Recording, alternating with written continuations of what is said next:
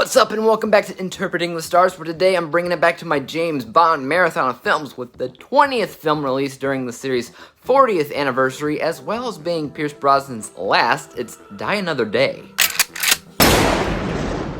I'm a weird guy. Going over these movies, there's a lot of them that I can definitely agree with general audiences as to which one's better, but sometimes, just sometimes, I run into one of these more hated installments of the series and absolutely have a great time with it. It happened with Moonraker, and it's happening again now. Die Another Day is one of the series' most hated films. Even Pierce Brosnan himself has said that this is his least favorite. The writers have come out and apologized for it, stating that they didn't fully understand what the fans of the series wanted. And yet, here I am, thoroughly enjoying the flick. I'm not saying that it's for the right reasons or that it's a great cinematic masterpiece or anything. I'm just saying that I fully expected to pop this movie in at night, pause it halfway through, finish it the next day.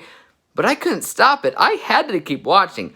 I was that engaged with the ludicrous story. I realized that me praising the movie might force me to abscond, but I'll take that chance. Let's get cracking. This review was brought to you by the word of the day, abscond. To depart in a sudden and secret manner, especially to avoid capture and legal prosecution. Die Another Day brings Pierce Brosnan back into the fold as a secret agent with a license to kill once again when he is being set up. MI6 is revoking his 00 status and retaining his freedom until they can get some answers. That is until Bond breaks out of their clutches and goes rogue, all to discover who it is that has set him up.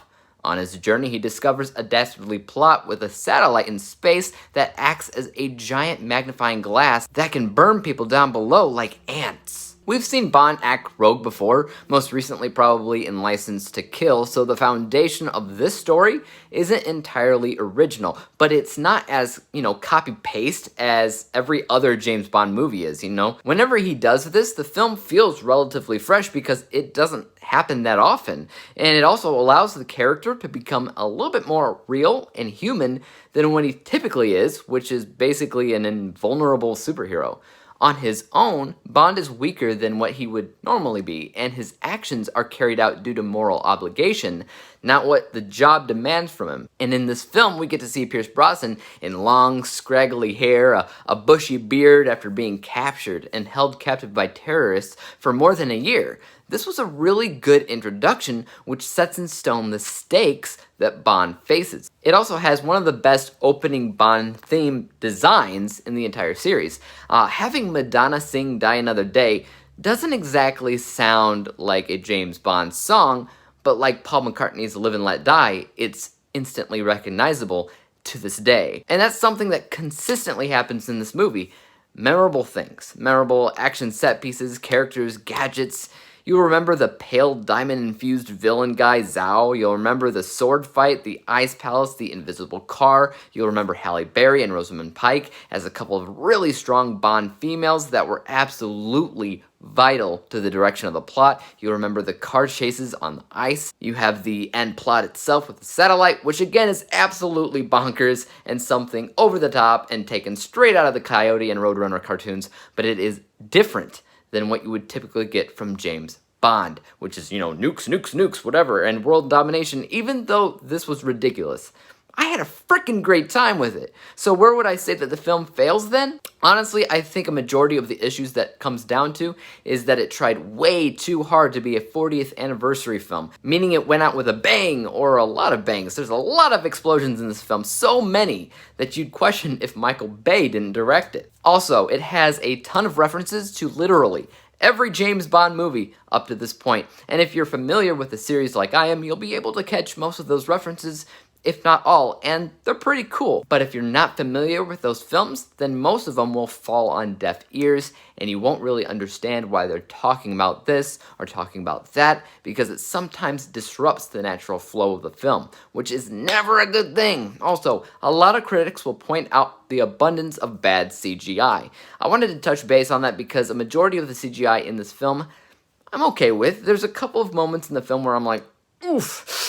But to be honest, there's much worse CGI out there, and for 2002, what they did here wasn't completely unexpected or B-movie level bad. It is given a lot more hate than what's necessary because I've always had a good time with it. Let's go ahead and break down my final score. From a technical, unbiased perspective, this film is fine. It's paced rather well. Some of the CGI looks good, some doesn't. I thought the design of the villain was especially memorable. So this score is 78%.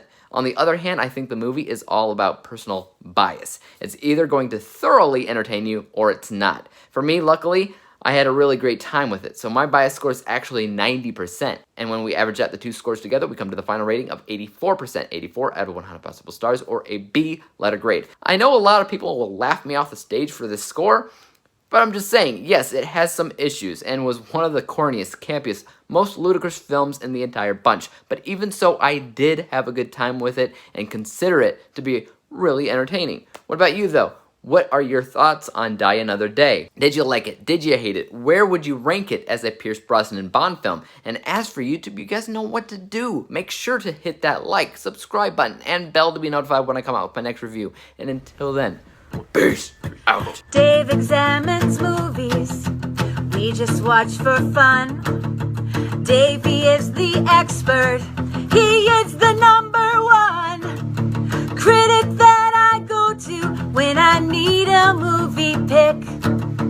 Thanks for joining up with us. We think you're